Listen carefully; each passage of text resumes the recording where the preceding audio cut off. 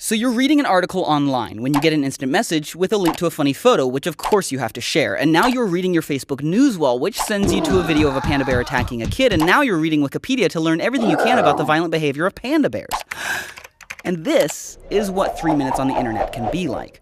We live like this all the time, and it has to have some kind of effect on us. The net is making us more superficial as thinkers. That is Nicholas Carr. He is the author of The Shallows, What the Internet is Doing to Our Brains. To understand this whole thing better, we need to go way back in time, to say, like, the prehistoric age.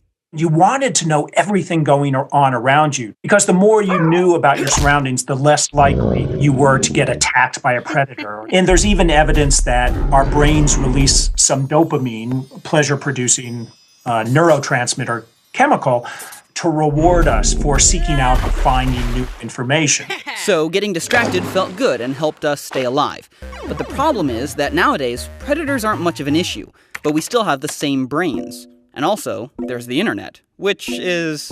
It's an incredibly information-rich environment that the net creates for us, and that's why we use it so much. I mean, sounds, pictures, words, text. And what this tends to do is promote a sort of compulsive behavior in which we're constantly checking our smartphone, constantly glancing at our email inbox. We're kind of living in this perpetual state of distraction and interruption. Which is dangerous because... that mode of thinking crowds out the more contemplative, calmer modes of thinking. And that focused, calm thinking is actually how we learn. It's a process called memory consolidation. And that means the transfer of information from our short-term working memory to our long-term memory. And it's through moving information from your working memory to your long-term memory that you create connections between that information and everything else you know. So you've got this awesome life-changing piece of information in your short-term memory, but then you hear that email ding and poof, there it goes. That email takes its place and you never get a chance to learn anything, all because of one distraction. So attention is the key, and if we lose control of our attention or are constantly dividing our attention, then we don't really enjoy that consolidation process.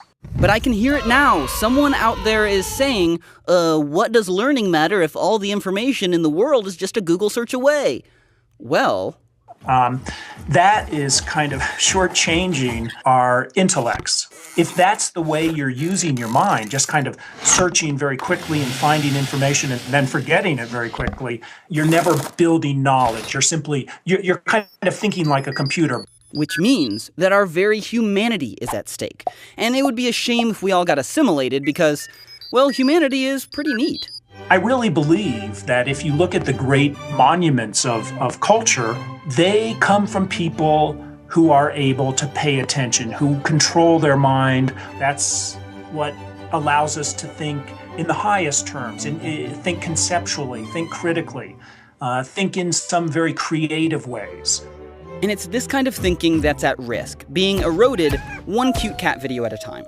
Don't get us wrong, the internet is good for lots of things, and it should be celebrated. But the best thing we can do for our minds is to find some time every day to unplug, calm down, and focus on one thing at a time. Your email, and those cats, will be here when you get back.